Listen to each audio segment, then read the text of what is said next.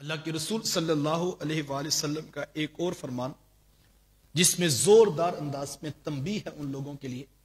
جن کے اخلاق اچھے نہیں ہیں۔ حضور علیہ السلام نے صحابہ سے فرمایا کہ صحابہ میں تمہیں زمانے کے شریر لوگوں کا نہ بتا دوں؟ عرض کی حضور آپ ارشاد فرمائیں۔ تو حضور فرمایا کہ صحابہ وہ شخص جو تنہا رہنا پسند کرتا ہے، جو لوگوں سے ملنا ملانا پسند نہیں کرتا، تکبر کی وجہ سے یا کسی اور برائی کی وجہ سے وہ لوگوں کو خاطر میں نہیں لاتا اور ان سے ملنا بھی گوارا نہیں کرتا، تو حضور میں وہ شریر لوگوں میں ایک شخص ہے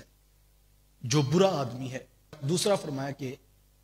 وہ جو اپنے ماتحت اپنے غلاموں کو سزا دیتا ہے وہ شریر آدمی ہے۔ دیکھیں جو لوگ آپ کے ماتحت ہیں وہ بھی انسان ہے، یہ اللہ کی تقسیم ہے۔ اس نے کسی کو امارت دے دی، کسی کو دولت دے دی، کسی کو غربت کے اندر مبتلا کر دی، اس کی تقسیم ہے۔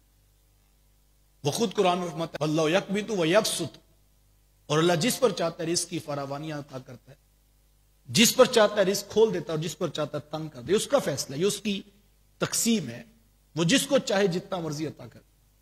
اگر اللہ نے آپ کے ماتحت 10 15 20 50 لوگوں کو کر دیا ہے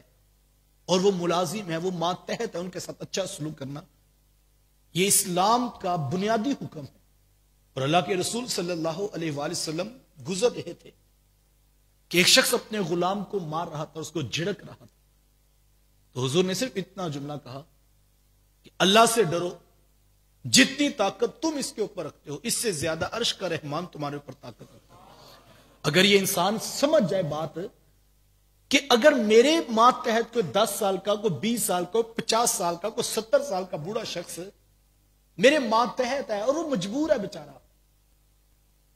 تو میں بھی تو کسی کے ماتحت ہوں، میرے اوپر بھی تو ایک مالک موجود ہے، تو ہمیں اچھا سلوک کرنا چاہیے۔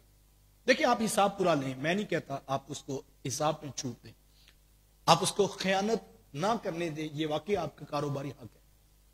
لیکن کسی کو گالیاں دینا یار یہ کہاں کی انسانیت؟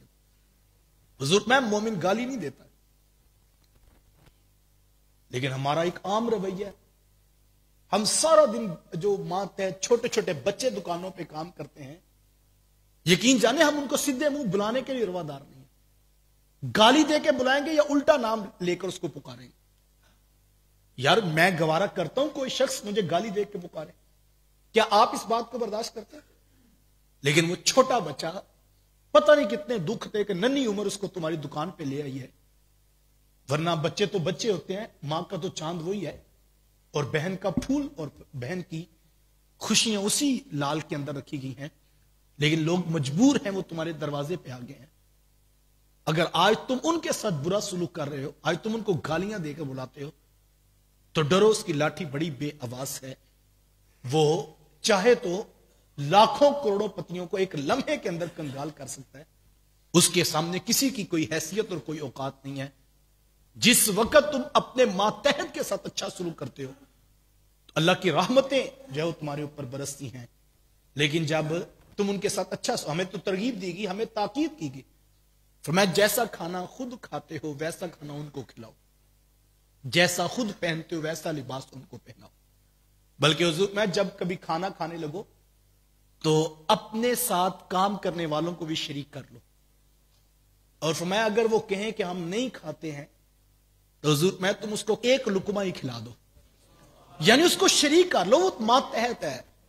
بڑا مشکل ہوتا ہے مرغن غذائیں دیکھ کر بھوک میں تڑپتا ہوا شخص، اس کے لیے زندگی مشکل بن جاتی ہے صاحب، لیکن ہم بڑے عجیب لوگ ہیں، ہم اپنے نشے میں مست رہتے ہیں، خوشیاں ہو، غم ہو، شادی بیاہ کی تقاریب ہو، بھوک بہت بڑی انسان کی کمزوری ہے۔ ہمیں ان مواقع پر خاص طور پر اپنے ساتھ وابستہ لوگوں کو ایک حسرت ہوتی ہے، وہ چوکیدار جو سارا دن مہمانوں کے آنے پر، وہ ڈرائیور جو تمہارے گھر شادی بیاہ کی تقاریب میں رنگ برنگ کے غذائیں اور رنگ برنگ کے انواع و اقسام کے پھل لا لا کر دے رہا ہوتا ہے، تو یار اس کا دل نہیں کرتا کہ اس کو امید ہوتی ہے، لیکن جب تم صرف اپنے ساتھ جو ہے وہ امراء کو ہی شامل رکھتے ہو، یہ کہا گیا شر الطعام طعام الولیمہ، میں بدترین کھانا اس ولیمے کا کھانا ہے جس میں امیروں کو تو بلایا جاتا ہے، غریبوں کو نہیں بلایا جاتا۔ اللہ کے رسول ان لوگوں پر ناراض ہوئے تو فرمایا کہ وہ شخص برا ہے، وہ شریر ہے جو اپنے ماتحت کے ساتھ اچھا سلوک نہیں کرتا ہے